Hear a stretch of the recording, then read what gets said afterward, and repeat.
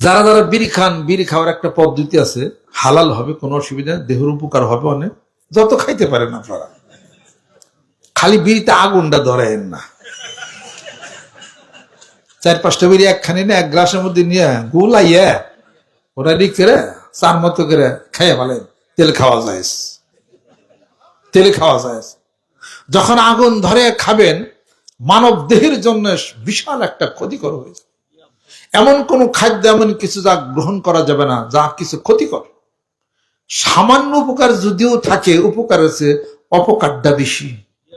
মদ সম্পর্কে আল্লাহ পাক বলছেন না, ইয়াসআলুনা কানিল খামরি ওয়াল মাইসির কুল ফীহিমা ইসমুন কাবীরুন ওয়া মানাফিউ লিন-নাসি ওয়া ইসমুহুমা আকবার মিন নাফিহিমা। এটা হলো সবচেয়ে বড় বেশি অপরাধ এবং গুনাহ মদ পান করা। মানুষের জন্য কিছু একটু উপকার আছে, একটা ঝোঁক চাপে, কণ্ঠটা টনটনা থাকে, শক্তি পায়। ও মানাফিউ লিন-নাসি, কিছু উপকার আছে, উপকারের চেয়ে অপকারটা অনেক বেশি, অতএব হারাম। বিড়ি খাইলে লাঞ্চ নষ্ট হবে, হার্ট তার নষ্ট হবে, মাথার ব্রেন তার বিকৃত হবে, শুধু শুধু সে রাগ হয়ে যাবে, মন মেজাজ খিটখিটা তার হয়ে যাবে। অতএব মানবের জন্য অকল্যাণকর যা তা ধর্ম হতে পারে না।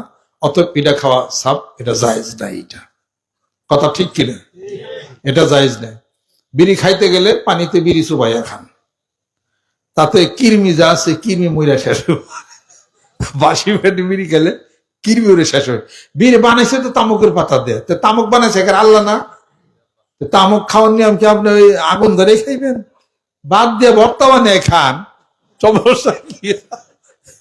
এই যত খায় 3টা-4টা করে দোকান থেকে বিড়ি কিনে নিয়ে 3-4টা করে বিড়ি মিশিয়ে চুমুক দেয়া বা চাবিয়া খাইয়া ফেলাম, সমস্যা কি আছে? এইভাবে যদি কেউ বিড়ি খায়, ইনশাআল্লাহ তাহলে অভ্যাস নষ্ট হয়ে যাবে।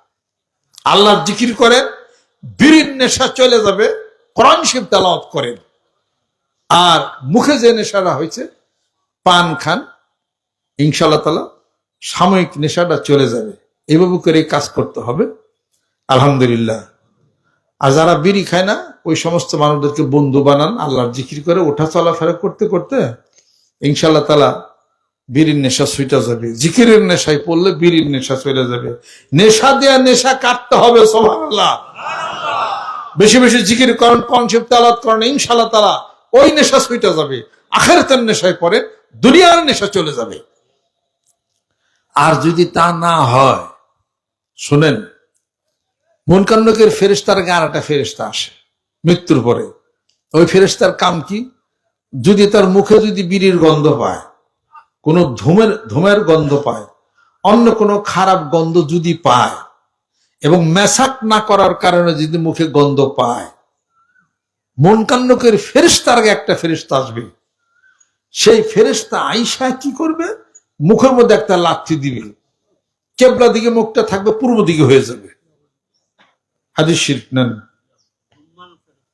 হ্যাঁ, রুম্মান ফেরেশতা, রোমান একটা ফেরেশতা আছে, ওই ফেরেশতা সেই ঘটনা করবো, কিন্তু এটা সাবধান।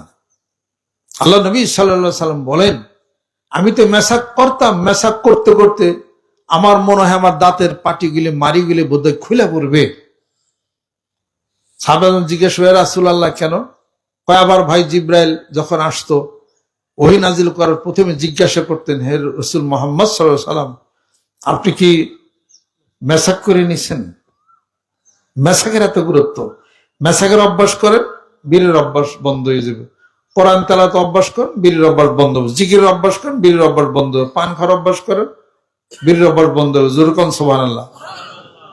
জর্দা দিয়ে, খড় দিয়া, সুপারি দিয়ে পান খায়েন না, হার্ট, লাংসের, কিডনি চরম ক্ষতি হবে। পান কে বানাইছেন? আল্লাহ বানাইছে। পান খাওয়া ঠিক আছে, পান খান 4-5টা করে, ওটার মধ্যে একটু দারচিনি নেন, এলাচি নেন, এগুলো দিয়ে খান। সুপারি খায়েন না, সাবধান। সুপারি খেলে ব্রেনের ক্ষতি হবে, ব্রেনের স্মৃতিশক্তি নষ্ট হবে। এই সুপারি, তারপরে জর্দা হার্ট দুর্বল করে দিবে জর্দায়, ওগুলা খায়েন না। পান খাইবেন, পান খাইয়া একবার গিলা খাইয়া ফেলবেন, সেটি ফালান কেন। চুন খাইবেন না, খড় খাইবেন না, সুপারি খাইবেন না। এলাচি খাইবেন, লবঙ্গ, এলাচি, দারচিনি, এগুলা গুঁড়া করে রাখবেন, একটুখানি দিবেন, এক খণ্ড পান খাবেন, তাতে শরীরে স্ট্রেংথ বাড়বে এবং শরীরে উপকার অনেক হবে, ভিটামিন সি উৎপন্ন হবে এবং আপনার সুগার লেভেল নিয়ন্ত্রণ থাকবে, আপনার প্রেশার কম থাকবে, শরীর মোটা হইতেছিলেন আর মোটা হইবেন না, স্লিম হয়ে যাবেন। এভাবে করে পান খান, আল্লাহ পাক যেন কবুল করে নেন, রহমত বরকত আল্লাহ পাক যেন নাজিল করে দেন।